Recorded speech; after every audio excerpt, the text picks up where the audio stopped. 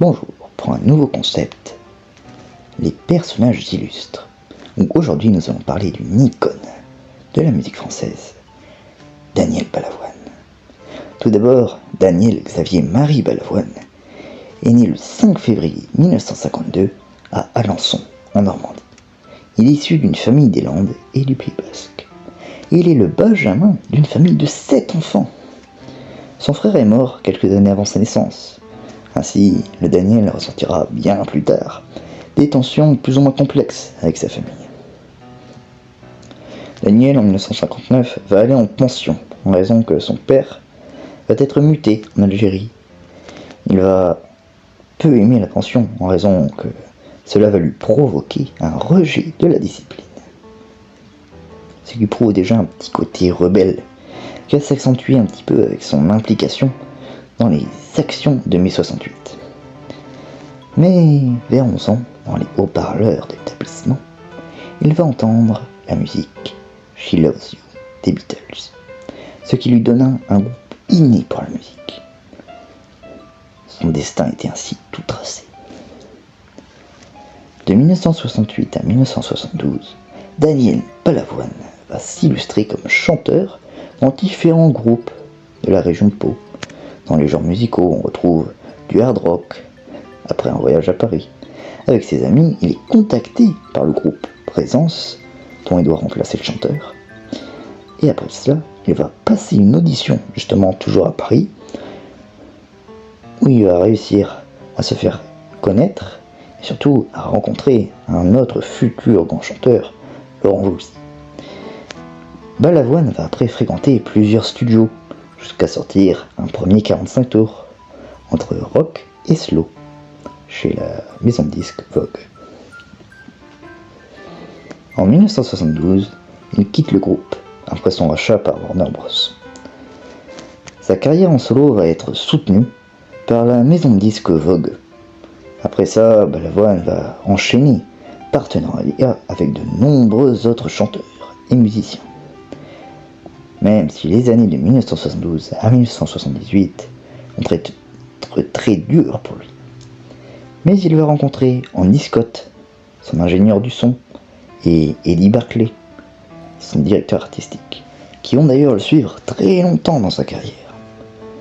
Mais premier 33 tours de Daniel Balavoine sort en mars 1975 et s'intitule De vous à elle en passant par moi.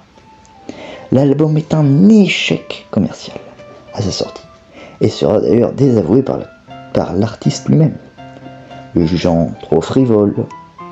Au moins, ça prouve qu'il est honnête.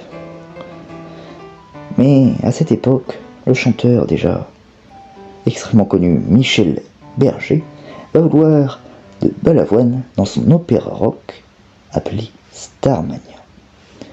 Durant Starmania, Balavoine va interpréter Banlieue Nord, Quand on arrive en ville et SOS d'intérieur en détresse. Composé et taillé à sa mesure de sa voix, le disque demeure une des meilleures ventes françaises de l'histoire, cumulant plus de 2 millions d'unités vendues. Après la sortie de Starmania en 1978, Daniel Balavoine va sortir un album qui va faire sa renommée. Le chanteur, tout simplement.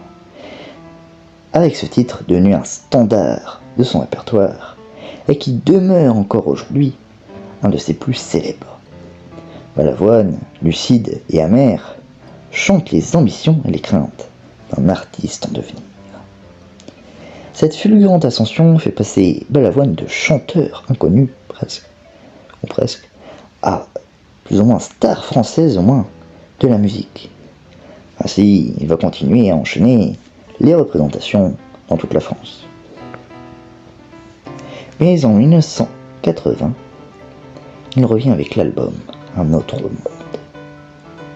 Disque contenant Mon fils, une bataille, inspiré du divorce justement de son guitariste et ami Colin Swinburne. Je ne suis pas un héros, initialement écrit pour l'album À partir de maintenant de Johnny Hallyday. Et La vie ne m'apprend rien. Ces tubes deviennent des incontournables de son répertoire. Et ainsi, Daniel Balavoine est aussi un passionné de sport auto, ou de sport mécanique, on va dire, de sport de voiture, en participant au Paris-Dakar, où il subit un accident justement qui lui fit découvrir la misère des pays du tiers-monde, comme surtout de l'Afrique par exemple. Daniel Balavoine est aussi avant tout un artiste engagé, un chanteur engagé, en aidant à l'idée, par exemple des Restos du Cœur, propulsés par Coluche, mais dont une vague idée va être émergée par Balavoine.